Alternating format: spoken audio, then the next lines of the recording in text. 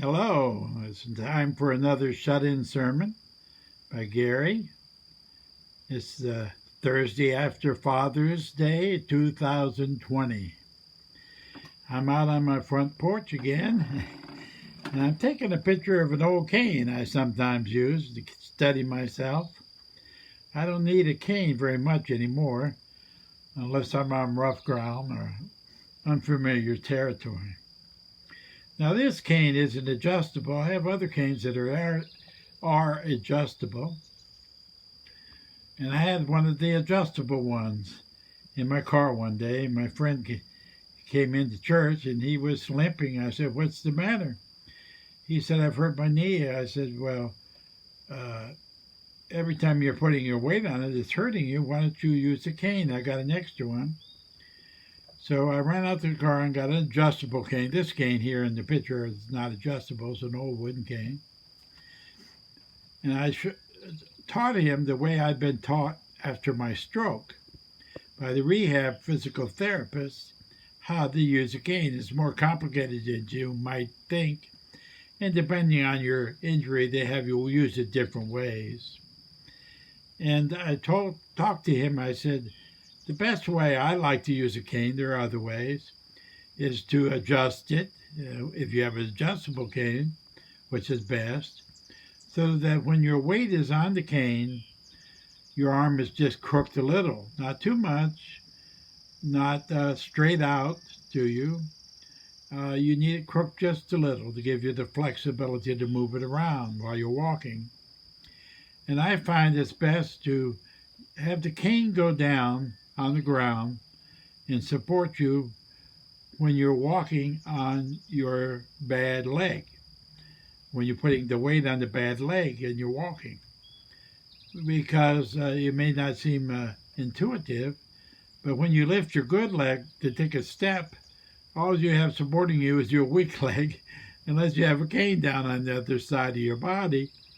And so I'd walk with my first time I learned that my left side was weak, the right side rather, and I would walk in such a way that I had extra help with the cane when I was putting my weight on the right side. And you can learn to walk very quickly that way. And after I adjusted it for him, showed him how to walk with it, he said, "My pain is much better. Thank you." And I gave him the cane. I have had a couple. And he has it to this day because it turns out it was a kind of a chronic problem that was developing. So he needs the cane other days sometimes. Well, I was reading the verse today in 2 Corinthians chapter 1, verse 4. And it talks about comforting, how God comforts us. And God sent people who knew how to do a cane properly when I was in the rehab hospital, and I learned, and I was comforted. In this verse, 2 Corinthians 1:4, it says, at least one reason, I imagine there are many reasons God does what he does beyond our understanding. He said, God does this so that you can comfort others. And so there I was, reading this verse, and I was thinking how I comforted my friend with the comforts I had been given by God through the physical therapists. I taught him because I knew how to do it, because I had been comforted myself. God has sent you comforts in your life. They're not just for you, though they're blessed, and they are for you, but they're also for others. You multiply the blessings of God by passing them on, by sharing them with others, having a servant mentality all the time and looking out for others. I wanted to pass that message on to you too, as another comfort given to me from the Bible this morning as I read it. Comforts from God about passing on comforts in the memory of how I did it for my friend who needed to know how to use a cane.